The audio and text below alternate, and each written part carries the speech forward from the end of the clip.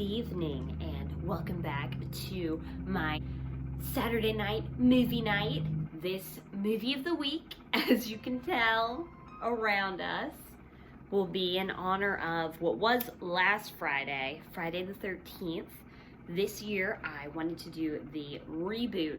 If you are new here, my name is Kristen, otherwise known as Chris Says Beauty on all social media. I like to kind of sit back on Saturday nights and watch one of my favorite scary, spooky movies headed all the way up to Halloween. Before we get into that, if you are watching this on YouTube, you know the drill. Go ahead, hit that subscribe button and try and motivate me for keeping up with the spooky trend this season, as well as going into my spooky videos.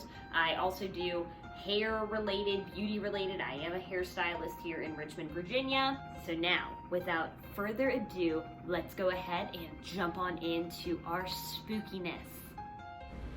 All right, so Friday the 13th is a 2009 American slasher film that is a reboot of the original Friday the 13th franchise made in the 80s.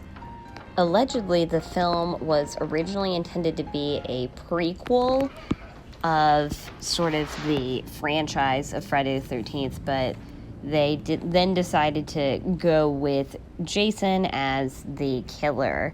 And the basic plot summary is, in 1980, a young Jason Voorhees watches his mother, Pamela, is beheaded by a camp counselor. So that would be kind of breaking it down, you know, the original movie of Friday the 13th, where his mom is the killer.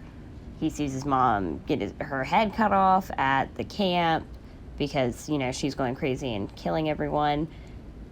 Almost 3 years later, a group of friends arrive for a camping trip at Camp Crystal Lake, and they stumble upon marijuana growing in the woods, but long story short, Jason ends up killing all of them and capturing one of the girls that slightly resembled his mother. A few weeks after that, you have another group that are staying at a cabin, and that kind of is almost like mirrored image to the third Friday the 13th installment from the original series. And you've got one guy looking for his lost sister, very much mirroring that movie altogether. And eventually he does find her, but after, you know, several people have been killed by Jason and all of this. So all in all, as far as remakes go, this is probably one of the better remakes of any of the original slasher films by far. So a few fun facts about the Friday the 13th remake. Originally in 2005, New Line Cinema offered the film to Quentin Tarantino, who said that they did meet, but at the end of the day, he said that they ended up going their separate ways on the matter. This next topic I have to read directly, because if I try and ad-lib this, I'm going to mess it up and not say it right. So Victor Miller, the original creator of Friday the 13th franchise, when it came time to write the remake, careful measures were taken to make this film appear as a sequel rather than a remake. This was done so that Miller would be paid less, as sequels actually cost less than straightforward remakes. This is why the movie plays as a composite of the first 4 films in the franchise rather than a traditional remake of the original, or I guess of each movie one by one. Miller did eventually sue the producer over this, but lost and was paid less anyway. That's a real great way to treat the original guy who kind of started the franchise. So Tommy Jarvis, remember him from the original franchise in 4, also 6, I think.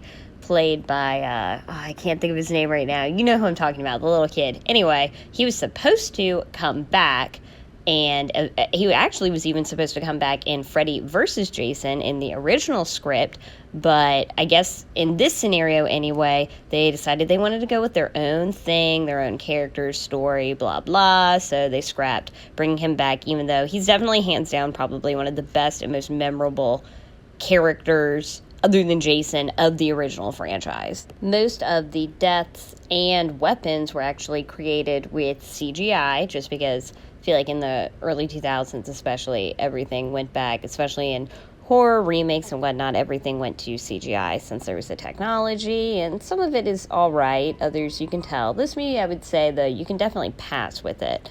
They also were supposed to kind of keep the final girl, you know, the girl, I can't think of the actress's name, but the girl who's in Flash, I love her a lot.